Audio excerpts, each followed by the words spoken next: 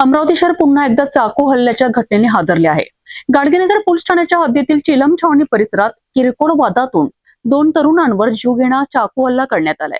जखमींची प्रकृती गंभीर असल्याने त्यांना खासगी रुग्णालयात हलविण्यात आले आहे। नेमका वाद कशामुळे झाला आणि हल्लेखोर कोण आहेत याचा तपास आता गाडगेनगर पोलीस तपास करीत आहे। अमरावतीच्या चिलम छावणी परिसरात घडलेल्या या घटनेमुळे परिसरात भीतीचे वातावरण निर्माण झाले आहे।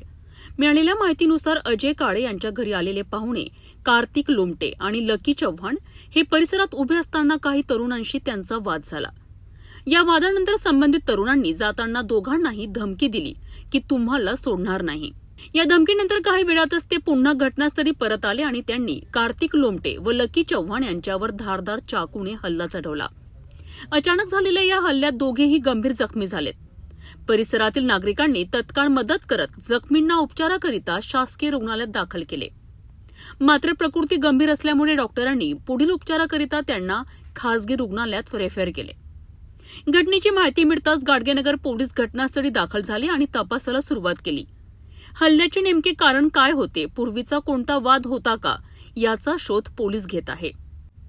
दरम्यान हल्ल्यानंतर आरोपी घटनास्थळावरून फरार झाले असून त्यांचा शोध घेण्यासाठी पोलिसांची पथके रवाना करण्यात आली आहे। अमरावती शहरात वाढत चाललेल्या अशा हिंसक घटनांमुळे नागरिकांमध्ये चिंता व्यक्त केली जात आहे। पोलीस स्टेशन गाडगेनगर हद्दीमधील चिलम छावणी परिसरामध्ये काल रात्री काही मुलांचा आणि अजय बंडू काळे यांचे जे नातेवाईक होते लोमटे आणि चव्हाण त्यांच्याकडे आलेले पाहुणे त्यांच्यासोबत वादावादी झाली।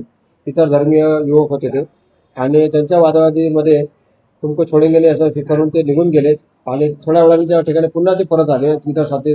दोन इतर साथीदारांना घेऊन आलेत आणि कार्तिक लोमटे आणि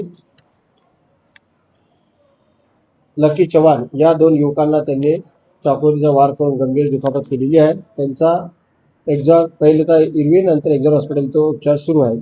त्या अनुषंगाने पोलीस स्टेशन गाडगेनगर या ठिकाणी गुन्हा दाखल करण्यात आलेला आहे। आरोपी ताब्यात घेऊन पुढील कारवाई करीत आहोत। चिलम छावणी परिसरातील या चाकू हल्ल्याने कायदा आणि सुव्यवस्थेचा प्रश्न पुन्हा एकदा ऐरणीवर आला आहे। जखमींवर उपचार सुरू असून आरोपी अद्याप फरार आहे। या प्रकरणात गाडगेनगर पोलिसांचा तपास सुरू आहे।